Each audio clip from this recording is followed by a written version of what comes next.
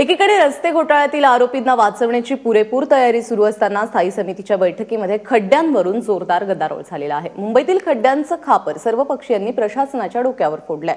तसंच आयुक्तांच्या विरोधात अविश्वासदर्शक ठराव मांडण्याचा निर्णय घेत स्थायी समितीची सभा तहकूब करण्यात आली। आठवड्याभरामध्ये खड्डे बुजवले नाहीत तर येत्या सभेमध्ये आयुक्तांवरती अविश्वास ठराव विरोधकांनी आणावा, आम्ही समर्थन करू अशी सूचना शिवसेनेनं केली आहे। याबद्दल भाजपने मात्र आता सावध भूमिका घेतली आहे।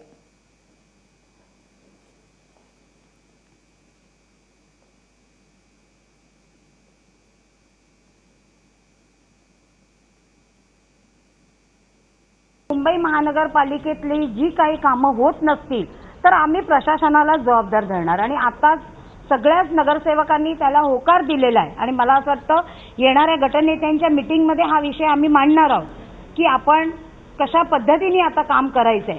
कारण का आज इतके दिवस आपण प्रशासनाला सांगूनही जर काम होत नसेल आणि सगळ्यांचे आरोप राहिलेत आज स्टँडिंग कमिटीमध्ये तर नक्कीच त्या प्रशासनाला परत पाठवण्याची ही वेळ आलेली आहे।